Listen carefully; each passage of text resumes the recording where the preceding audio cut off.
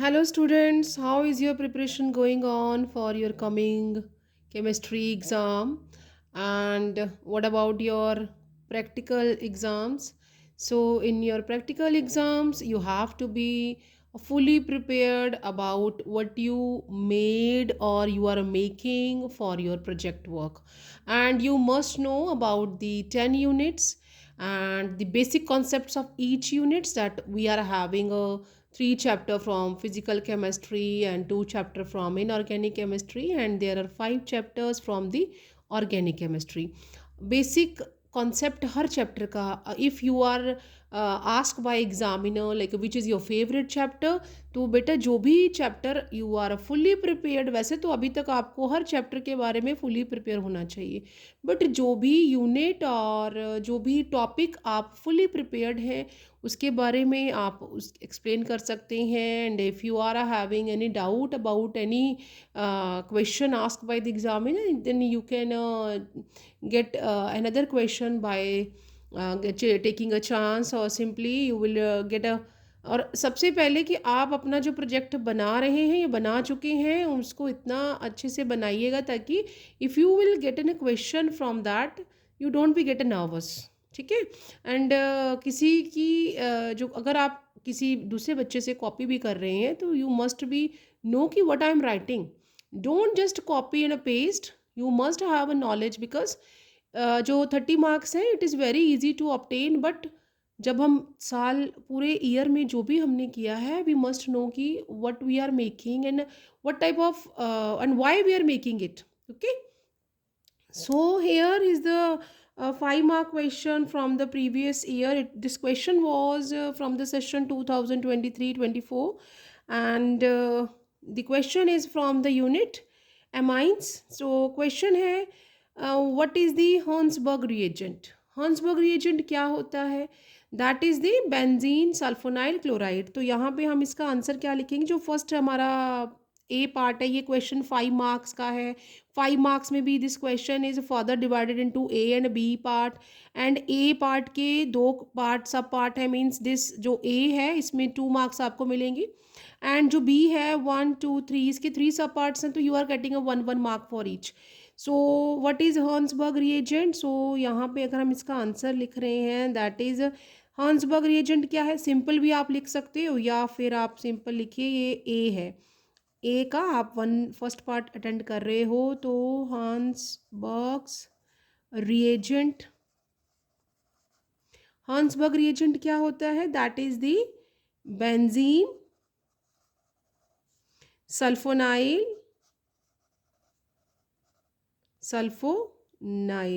I should make a Y, sulphonyl chloride. तो ये हमारा हॉर्न्सबर्ग रिएजेंट है. एंड सेकेंड पार्ट इसका जो है arrange the following compounds. Compounds हमें दिए हुए हैं दैट इज इथाइल एमाइन दिया है ना यहाँ पे. तो ये कैसा है? दिस इज इथाइल एमाइन या इथेन एमाइन आप कह सकते हो. तो ये प्राइमरी एमाइन है, यहाँ पे इस एन के साथ तो कोई भी हाइड्रोजन नहीं है, ये टर्शरी एमाइन है, और यहाँ पे नाइट्रोजन के साथ एक हाइड्रोजन है, तो ये कैसा है हमारा? सेकेंडरी एमाइन है. क्वेश्चन है arrange the following compounds in the increasing order of their basic strength in a gaseous phase.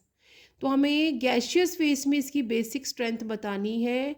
बेटा ये बात आप अच्छे से याद रखना कि गैशियस फेज में जो बेसिक स्ट्रेंथ होती है it will get increase as the number of electron donating group is increased. तो सबसे ज़्यादा किस में है?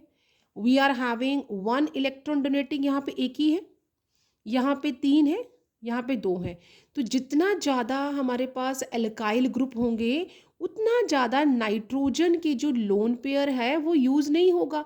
तो गैशियस फेस में सबसे ज़्यादा जो बेसिक होगा that is the tertiary amine. तो यहाँ पे हमने इसका यहाँ पे रीज़न तो नहीं पूछा है, बट मैं आपको बता रही हूँ, और यहाँ लिखा अरेंज द फॉलोइंग. तो सबसे पहले आपने लिख लेना है that is C2H5. Tertiary amine is highly basic in nature in a gaseous stage, and then secondary that is C2H5 twice NH, and then C2H5NH2. ये ट्रेंड होता है। Tertiary amine highly acidic, sorry highly basic in nature है, then secondary and then primary. तो ये आप लिख भी सकते हो, tertiary amine are highly basic in gaseous phase and then secondary and then primary. ये इसका ट्रेंड है। और बेसिक स्ट्रेंथ कैसे हो जाती है? With increase electron releasing group. तो यहाँ पे आप लिख लो, बिकॉज रीज़न नहीं पूछा है but you must know, because in gaseous phase basic strength increased as electron releasing group increased। तो जैसे ये बढ़ जाएंगे वैसे ही बेसिक स्ट्रेंथ इसकी बढ़ जाएगी। और ये इसके साथ ही आप 2 नंबर आपके जो है वो कंप्लीट हो गए। नाउ दी सेकेंड जो पार्ट है, गिव रीज़न। हमने सिर्फ रीज़न देना है 1 मार्क के लिए। Methyl amine is more basic than aniline. Methyl amine जो है ये ज़्यादा बेसिक है, तो इसका रीज़न क्या हो जाएगा? What would be the reason for? Second question है, और सॉरी बी पार्ट है, बी पार्ट है उसका। ए जो फर्स्ट हमने आंसर करना है, that is why methyl amine. Methyl amine कैसे लिखेंगे आप? That is CH3NH2। और एनिलिन कैसे लिखेंगे? That is C6H5NH2। ये ज़्यादा हमारा बेसिक है, बिकॉज यहाँ पे जो लोन पेयर है नाइट्रोजन के, they are not getting used, क्योंकि यहाँ पे एक इलेक्ट्रॉन रिलीजिंग ग्रुप अवेलेबल है। जबकि एनिलीन में द इलेक्ट्रॉन जो यहाँ पे है या लोन पेयर है, it is participating in delocalisation, वो पार्टिसिपेट करेगा इन द कंजुगेशन। तो हम यहाँ पे क्या इसका रीज़न लिख देंगे? दैट इन CH3NH2, मतलब कि मिथाइल एमाइन में इलेक्ट्रॉन डेंसिटी ऑन नाइट्रोजन